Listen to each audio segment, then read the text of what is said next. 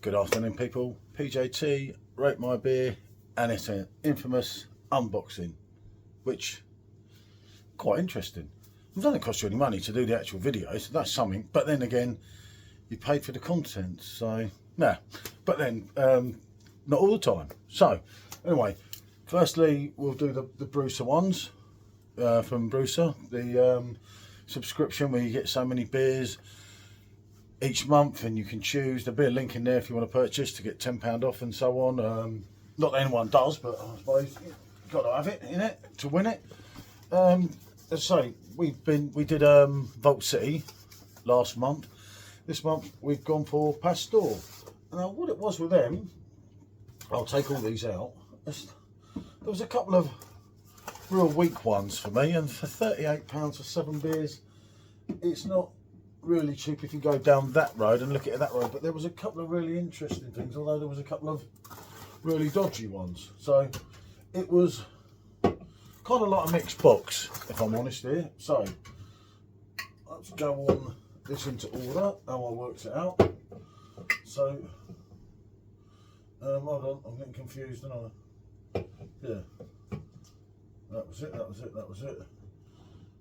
Was it that one that was weak? Hold on, people. Yeah, 3.8.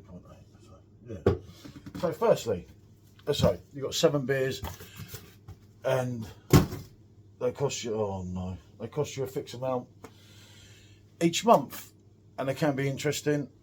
They can be not interesting. As I say, we did Vault City last week, and last month. This time we went for Pasteur. The first thing that stuck out here was this one, which is a golden wild ale with spent Chardonnay skins and pineapples, coming at 6% ABV.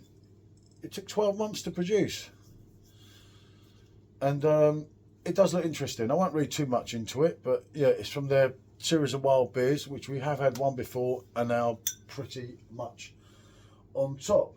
Now Pasteur, I know normally is obviously sours more than anything.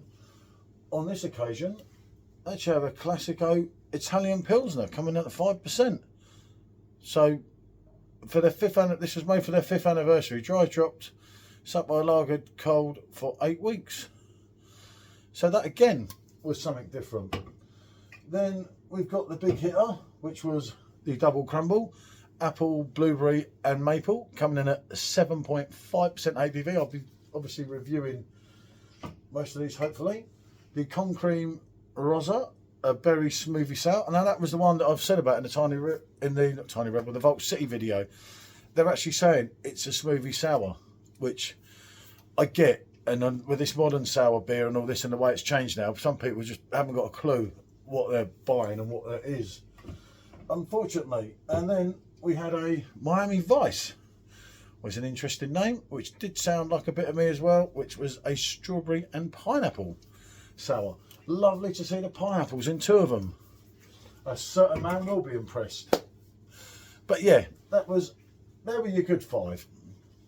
Now for me, you got a 3.81. It might be alright. Wild Water Beach Weizen Batch 4 Berliner Weiser. It's 3.8%. Our friends in Cambridge here, for me it's probably not that great, if I'm honest, because you start going on these lower level beers and a lot of them are just not worth the can they're putting, in my opinion. Some of you like lighter beers, I get that. This one at 3.4, I very much doubt it's going to hit much interest to me, to be honest, but I'll try, and maybe we'll do a double review with a couple of them, because otherwise there'll be too many and it won't kind of work out. So I kind of get that. Anyway, on to the next bit. Obviously they came, and then there was a knock on the door, and I didn't know, and of course I forgot, because I watched one of Real Craft Ale's videos some time ago, and it was saying that Neil had sent him, and Neil's an absolute legend. As I say, me and Michelle, we've been fortunate enough to meet Neil in person and share a good few beers with him, and I commented about this, reminded me of Carling Premier from back in the day. Now this is a Maltese beer. As I say, Simon on Real Craft Ale, do check his channel out if you haven't, but you probably already know who he is, being the biggest beer tuber. And I watched Simon's review of it, and I was really interested. I said to Neil, that's quite mad, that. And of course, it's an amber ale, an original, but it was just something totally different. And Neil said, well, I've got one. I'll send you it down. And I thought, well, yeah, I'll give that a go. And of course, then he had a Chisk as well. And a Chisk here was the one I used to drink in Malta over and over again. You know, that's how it was. This was the beer. When I used to go back into Malta at first in the late 80s, it was just Cisk, and that was it. You know, there was different variations of it, but it was the number one. Obviously, Malta's branched out a lot now, and if you look at Neil's Instagram and that, when he goes there, it's a totally different ball game to when it was, obviously, when I first went there. But yeah, as I say, so he sent them two down for me, but then there was a right little bonus because I got not only this glass, and he knows what I'm like with my glasses, which I do like, of the Neptune Brewery, which he's told me a lot about. I haven't tried anything yet, but there was these 4 beers from their Oktoberfest range. Hold on, oh well, mess this up. Right, that's it.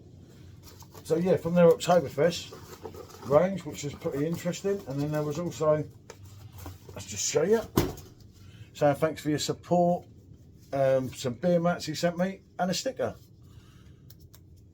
So yeah, that was well happy. But these were interesting because